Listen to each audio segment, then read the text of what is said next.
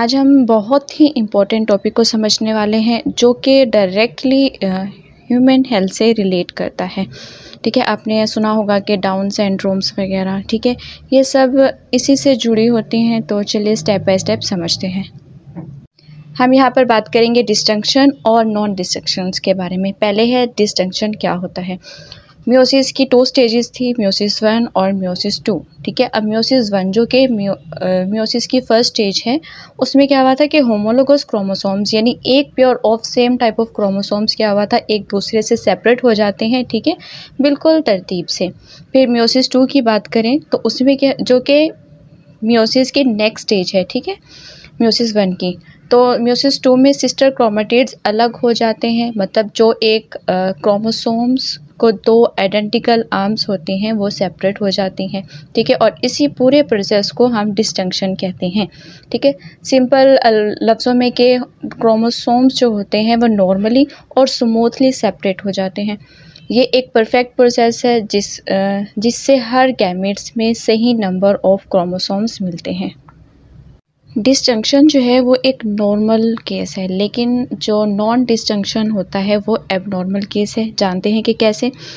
देखिए, लेकिन कभी कभी नेचर जो है वो गलती कर देता है। ठीक है, कभी क्रोमोसोम्स प्रॉपर्ली सेपरेट नहीं होते, जैसे हमने देखा कि डिस्टिंक्शन में हो रहे थे। या तो एक गैमेट्स में ज़्यादा क्रोमोसोम्स चले जाते हैं और दूसरे में कम क्रोमोसोम्स बचे रहते हैं। जब ऐसे एबनॉर्मल गैमेट्स फ्यूज़ हो जाते हैं तो जाइगोट बनता है, उसके पास क्रोमोसोम्स का नंबर गलत हो जाता है। ठीक है, और इस एबनॉर्मल क्रोमोसोम्स नंबर वाली कंडीशन को कहते हैं एन्यूप्लॉइडी। और इसी वजह से बच्चों में सीरियस मेडिकल प्रॉब्लम्स डेवलप हो जाते हैं। एग्जांपल लेते हैं कि आपने सुना होगा डाउन सिंड्रोम के बारे में। ठीक है, ये तब होता है जब क्रोमोसोम्स नंबर 21 का एक एक्स्ट्रा कॉपी होता है। मतलब नॉर्मली तो 2 कॉपीज़ होनी चाहिए, लेकिन इस केस में 3 कॉपीज़ हो जाती हैं। इसको हम ट्राइसोमी 21 भी कहते हैं। इसके रिज़ल्ट में क्या होता है कि इसमें बच्चे यानी जो चाइल्ड होता है उसकी फेस शेप थोड़ी सी डिफरेंट हो जाती है, लर्निंग डिफ़िकल्टीज़ आती हैं और हेल्थ प्रॉब्लम्स भी आ सकती हैं। लेकिन ऐसे बच्चे जो होते हैं वो बहुत प्यारे और फ्रेंडली नेचर के भी होते हैं। इसके बाद हमारा टॉपिक है comparison between mitosis and meiosis. इसमें हम इनका कंपैरिजन देखेंगे दोनों का। सबसे पहले सिमिलरिटीज़, दोनों में क्या सिमिलरिटीज़ हैं और उसके बाद इन दोनों में क्या क्या डिफरेंस है। Similarities between mitosis and meiosis. पहली सिमिलरिटीज़ क्या होती है? DNA replication. सबसे पहले दोनों में डीएनए इंटरफेस की एस फेस में ही रेप्लिकेट हो जाता है, मतलब एक बार कॉपी बन जाती है ताकि हर न्यू सेल के पास पूरा जेनेटिक मटेरियल हो। दूसरी सिमिलरिटीज़ आती है कि इनके पेरेंट सेल, यानी दोनों प्रोसेस जो है एक पेरेंट सेल से स्टार्ट होते हैं जिसमें क्रोमोसोम्स पेयर्स की फॉर्म में अरेंज रहते हैं। Chromosomes visibility.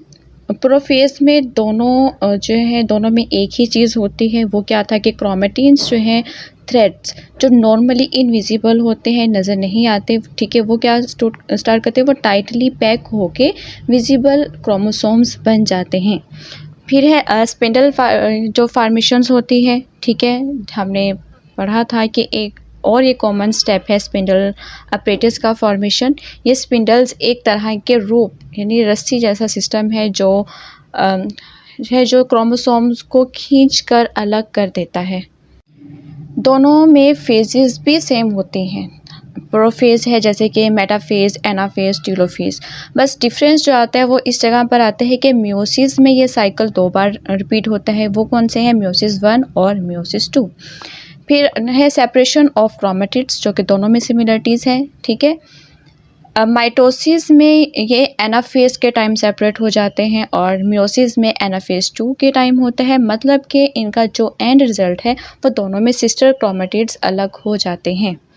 उसके बाद आता है साइटोकाइनेसिस। फाइनली दोनों में साइटोप्लाज्म भी डिवाइड होता है जिसे हम साइटोकाइनेसिस कहते हैं, और इसके बाद नए डॉटर सेल्स बन जाते हैं।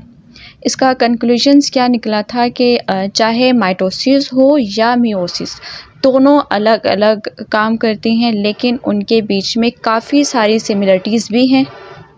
एक तरह से जो है ना दोनों मिलकर इंश्योर करती हैं कि लाइफ स्मूथली कंटिन्यू रहे। यहाँ तक थी ये इनकी सिमिलरिटीज़। अब बात करेंगे कि डिफरेंस क्या है इन दोनों में। पहला डिफरेंस है नंबर ऑफ डिवीजन। माइटोसिस में सिर्फ एक डिवीजन होती है, ठीक है, लेकिन मियोसिस यहाँ पर 2 डिवीजन्स होती हैं, वो है मियोसिस 1 और मियोसिस 2। दूसरा डिफरेंस है कि number of daughter cells. Mitosis के रिज़ल्ट में सिर्फ 2 सेल्स ही बनते हैं, लेकिन मियोसिस के रिज़ल्ट में कितने बनते हैं? 4। उसके बाद आता है इनका कि अकरेंस कहाँ पर होते हैं ये।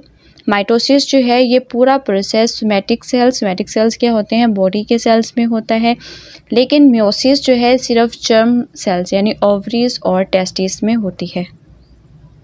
जेनेटिक वेरिएशन, माइटोसिस में क्या होता है कि वेरिएशंस नहीं आती। क्यों? क्योंकि इनमें जो है जो पेरेंट सेल होता है वो एग्जैक्ट कॉपी हो जाता है। बट मियोसिस की बात की जाए तो उसमें क्रॉसिंग ओवर होती है। क्रॉसिंग ओवर की वजह से जेनेटिक वेरिएशंस भी आती हैं।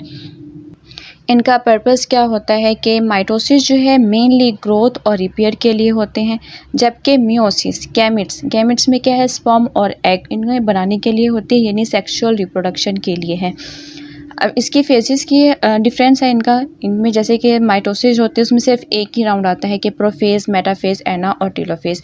लेकिन जब बात की जाए मियोसिस की तो उसमें 2 राउंड आते हैं, मियोसिस 1 और मियोसिस 2। इसी तरह दोनों में प्रोफेज, मेटाफेज, एनाफेज और टेलोफेज जो है वो रिपीट होती हैं।